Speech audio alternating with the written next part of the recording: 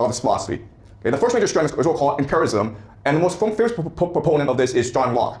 John Locke argued that we are born with a tabula rasa, a blank mind, okay, a blank slate. And so whatever information comes into us is through experience, only through experience, okay? Not through reasoning, not because of God, not because of imagination or inspiration, not because of the divine spark in us, but through just experience and only experience, okay?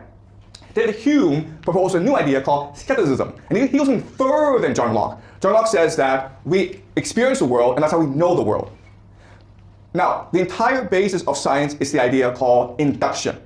If I see a white swan 1,000 times, I can then infer that all swans are white.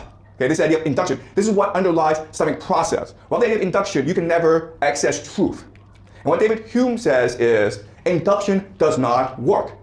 You cannot prove that just because you've never seen a black swans don't exist. Okay, you could have seen 10 million white swans. That does not prove that all swans are white and can only be white. And he's right, because there are black swans, okay? So what he's saying is the very project of truth-seeking, the very project of epistemology, of philosophy, it's all nonsense. Not only that, but we don't really know things. All we do is remember things.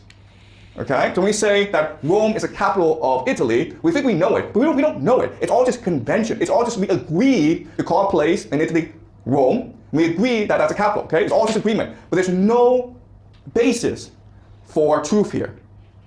All right? So now this raises the problem of, okay, if God doesn't exist, if truth doesn't exist, if there's no way for us to reach truth, if there's no way for us to discover truth, then what can we do? And so Jeremy Bentham proposed the idea of utilitarianism. The way we understand the world is just through utility. If it is good for the majority of people, then it must be good. If it causes pleasure for the majority of people, then that policy must be good. If people want to eat candy all the time and makes them feel happy, then we should allow them to eat candy. And that is inherently good. Okay? And then what his disciple, John Stuart Mill, will do is he'll take the basis of this idea of utility as a basis of good and evil to create liberalism. Okay? So the very idea of liberalism today is based on utilitarianism.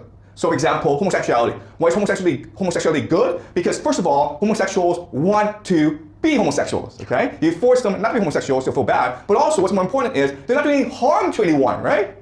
So if you just do the mathematics and you recognize that allowing homosexuality is a positive, and that positive and brings more pleasure to the world, then you should allow it.